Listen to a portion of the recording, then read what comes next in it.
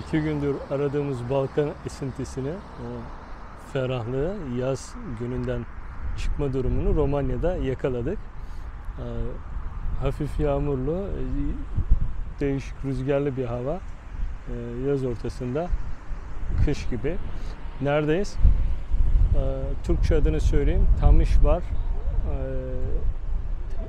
Tamişora diye sanırım söyleniyor. Sorry for my accent. Tam bu Romanca isimleri tutturamıyorum. Ama güzel bir şehir. Romanya'ya da bu şekilde girmiş olduk. Hafif yağmurlu olacak dediğim gibi. Meydanı burası. Özgürlük Meydanı diye geçiyor. Şehirde ayrıca nehir var. Nehirde ulaşım da oldukça güzel. Hafif yağmur çilemeye başladı. Hızlı hızlı bir gezelim sizinle ve nehir kenarından hoşça kalın deriz. Şehir çok büyük değil ama ulaşım anlamında iyi. Şu şekilde. Hop. Çocuk şimdi bana bakınca şöyle bir durduk. Ne dediğini tabi anlamıyorum. Romanca söylüyor. Ulaşım anlamında iyi bir şehir. Otobüslere, gördüğüm kadarıyla tramvaylara ve nehir ulaşımı da var. Oldukça güzel. Şu meydanda, Özgürlük Meydanı'nda bir tur atalım sizinle hızlıca ve nehir kenarından da hoşça kalın diyeceğiz. Çünkü sanırım yağmur yağacak. Benim ıslanmam bir şey değil de kamerayı ikinci kez kaybetmesek bence iyi olabilir. Şöyle son olarak bir daha gösterelim. İçini de göstereceğim. Romanya bayrağı.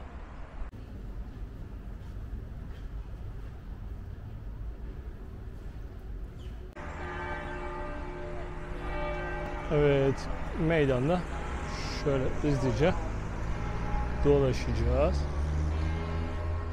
Şehrin aslında böyle Doğu blokunda kaldığı, Rusya'da biraz böyle mimari açıdan Rusya'nın yöresinden geçtiği belli oluyor. Bu Gürcistan'da da böyledir. Güzel bir şehir, ulaşımı güzel, rahat, sevimli. Küçük bir yer olmasına rağmen bu kadar çok ulaşım metodunun olması sevindirici. Romanya yollarından biraz bahsedelim.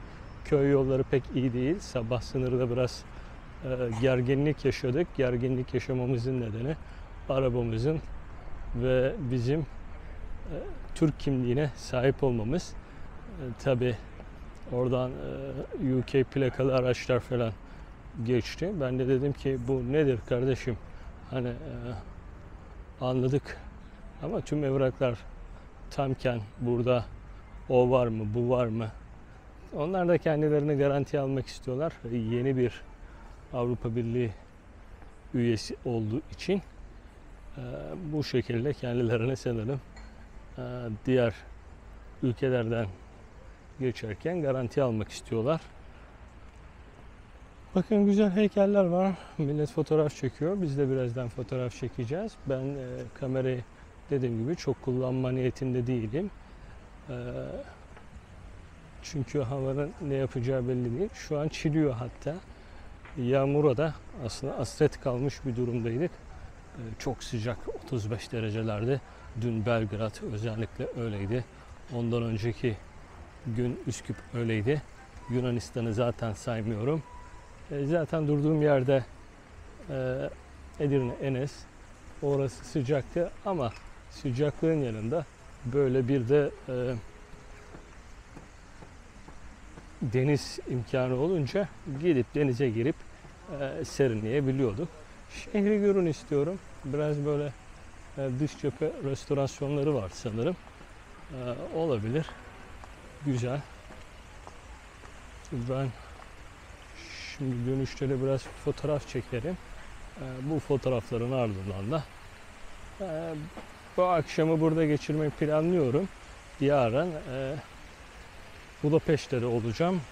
Artık şu Balkan havalarından biraz kurtulup gerçi burası biraz Balkan'a benzemiyor artık.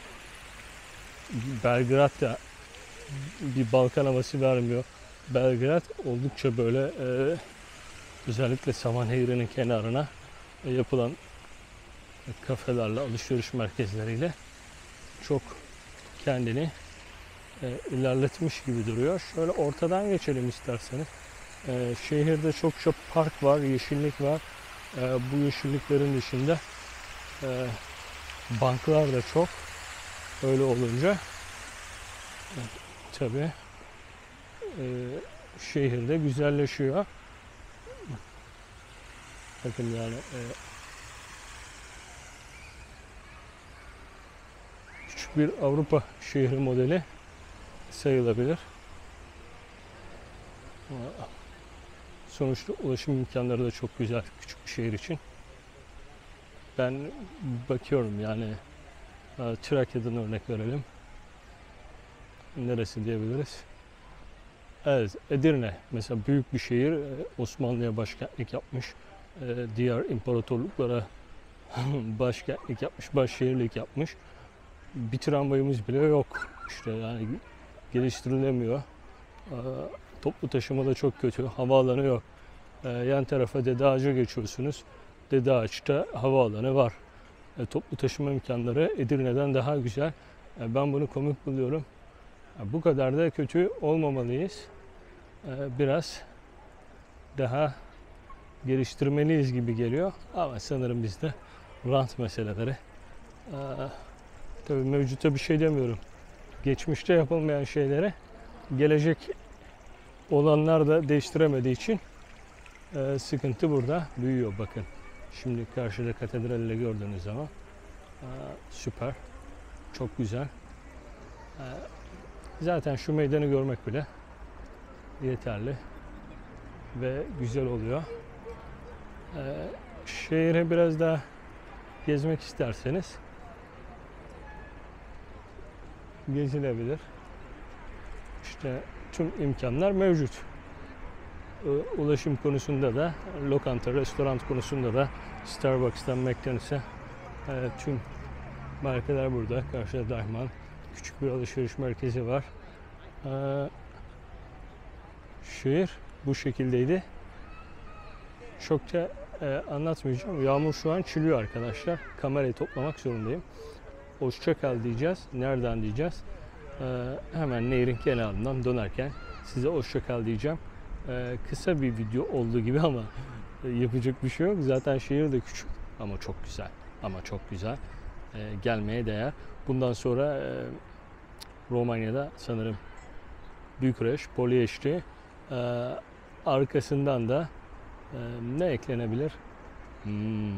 Drakula'nın şatosuna gidilebilir. Havada zaten Drakula havası gibi. Şuraya bakın ya, dün 35 derece güneşteydik. Şimdilerde de yanıyoruz. Diyemeyeceğim, kapandı, gitti. Her gün şikayet ediyorduk yanıyoruz diye. Şimdi de donuyoruz diyeceğiz galiba. Drakula'nın havasına, memleketine hoş geldiniz. Bakın karşıda alışveriş merkezleri var. Starbucks burada. Hemen Deichmann, McDonald's falan hepsi yerli yerinde. Oldukça güzel, eğlenceli bir şehre benziyor. Darısı bizim Türk şehirlerine. Umarım yağmur etkisini biraz dindirdi. Ben de arka sokaklara, ara sokaklara girdim. Binalar, işleyiş oldukça güzel. Tahminimce nüfus çok kalabalık değil ama buranın nüfusunu internette bence köylerle, kasabalarla birlikte veriyorlar. Bakın oldukça güzel ara sokaklar, büyük, geniş. 367 bin yazmışlar ama ben öyle bir yoğunluk göremiyorum. 367 bin kişilik şehirde böyle bir durgunluk olamaz. Hava kötü bile olsa olmaz.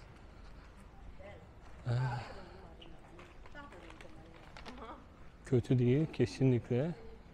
Yolunuz bu tarafa düşerse uğrayın. Çok hoş bir şehir.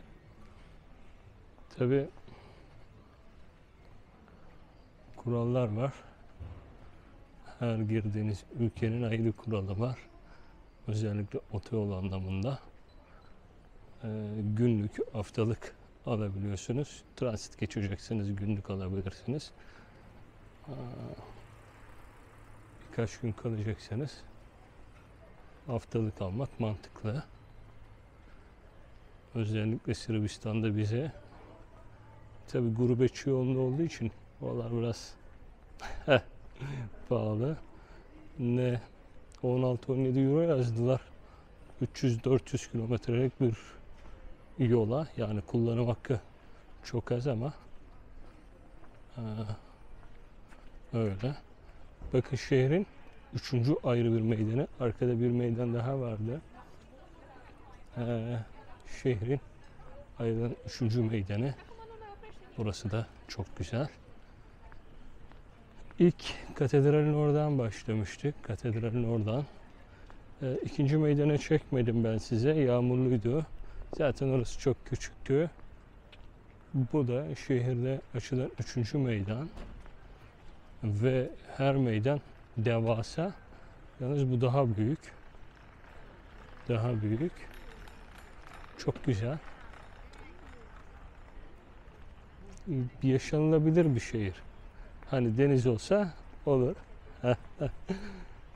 Yaşanılabilir bir şehir. Toplu taşıması, sakinliği, şu renkli küçük binaları, değişik binalar, hepsi pek hoş, pek hoş. Şöyle tam ortada durayım. Bir 360 derece kendi etrafımda döneyim. Burada bir şeyler yazıyor ama nedir bilmiyorum. Şuradan başlayalım. Böyle. Çizgi film. Çizgi film binaları gibi. Daha önce orada bulursunuz. Güzel, renkli, sevimli bir yer. Katedralde kaldık. Ara sokakları çok da çekmeyelim. Dediğim gibi nehirden çekeriz. Şehir genel manasıyla böyle. Meydanları olan, hoş, sevimli, çokça tramvayı olan, otobüsü olan bir yer. Daha çok tramvay ve bisiklet kullanılıyor. Bu da çok sevimli. Romanya'da en sevdiğim şey sanırım güneşin akşamüstü çıkması oldu. Ne yaptık? Hemen gösterelim. Bakın güneş orada. Havuzumuz. Karşıda katedral. Hemen şöyle hızlıca. Video bugün yağmur diye biraz ertelenmişti. Hemen kapattım. Arada yine ufak çektim. Ama şuradan katedrali görmek çok güzel tabii. Çok keyifli. Ben birazdan nehir kıyısından veda yapacağım demiştim. Nehir kıyısına inince oradan da kısa bir konuşma yapacağız. Ama şurayı güneşli görmüşken de çekelim. Güzel, serin bir gündü. Güzel bir gün geçirdik. Tamış var. Gerçekten güzel bir şehir. Hem Avusturya Macaristan etkisi altında hem de Osmanlı etkisi altında kalmış. Muazzam güzel binaları olan, bakın şu karşıdaki binaya bakın ne kadar güzel. Karşıdaki katedrale bakalım ne kadar güzel. Şehir düzenli, vapur olması, tramvay olması çok güzel. Kalabalık gibi görünen ama çok sakin bir şehir. Çok sevdim, çok güzeldi. Nehir kenarında tekrar buluşalım. Şöyle güneşli bir havada da buraları da çekmiş olalım. Güneşli dediğim işte bakın böyle bulutlu. Bu şekilde. Gerçi size hep aynı yerde gezdirmiş gibi olduk ama olsun. Zaten işte buna benzer arkaya doğru açılan büyük meydanları olan bir şehir. Çok sevimli bir şehir. Yolunuzu düşürmeye çalışın. Gerçekten güzel. Devamında şimdi yarın Budapeşte'ye gideceğim ama bu Avrupa yolculuğunun tamamında tamamladıktan sonra devamında konuştum sonunda Bükreş yapacağım. Burası böyleyse tabii Bükreş daha güzel olacaktır. Ama buranın mimarisi, küçük oluşu beni buraya çeken bir durumdu. Dönerken de uğrayabilirdik ama giderken uğramak daha keyifli olacağını düşündüm ve o şekilde yaptık. Nehir kenarından görüşmek üzere. Nehir kenarından merhaba diyelim tekrar. Şöyle nehir kenarına dönmeden önce. Saba Nehri arkadaşlar. Küçük bir nehir. Yani en azından dünkü Saba Nehri'ne bakarak. Şu karşıda gördüğünüz platform bir duraktır. Buradan nehir içi bu dar alanda bile nehir içi ulaşım yapıyorlar. Eğer vapurlarını görürsem birazdan, küçük küçük zaten, onları da size göstereceğim ve oradan hoşça kalın diyeceğiz. İleride bağlandıkları bir yer var. Vardır herhalde. Oraya bir bakalım. Onları da görün ve buradan hoşça kalın diyelim. Evet, küçük küçük bunlarla böyle deniz ulaşımı da büyük ama bunlar nehir ulaşımı olduğu için böyle küçük küçük vapur diyeceğiz artık onlara. Bunlarla ulaşım sağlanıyor. Çok sık değil, zaman zaman. Saba Nehri böyleydi, küçük. Tamış var, gerçekten güzel, ikonik binalara sahip. Sevimli bir şehir. Yürüyüş alanları olsun. Bakın herkes. Kaldı ki burası şehrin artık dışarısı sayılır. Ben biraz dışarı çıktım. Arabayı biraz dışarı bıraktım. Çünkü çok kalabalık oluyor şehir içleri. Millet yürüyüş yapıyor. Bisikletinle geziyor. Bu şekilde hoş bir şehirde. Ben çok mutlu oldum. Tramvaylarını, su ulaşımını görünce de tekrar bir sevdim. Romanya'dan şimdilik veda ediyoruz. Yarın Macaristan'a gideceğiz. Budapeşte'de olacağım. Seri bayağı uzun olacak. Yine 20-25 bölüm kadar çekeceğiz herhalde.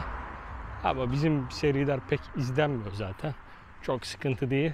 Kendimize hatıra niteliğinde olsun. Görüşmek dileğiyle nehirden, nehir kenarından, Tamışvar'dan. Hoşça kalın.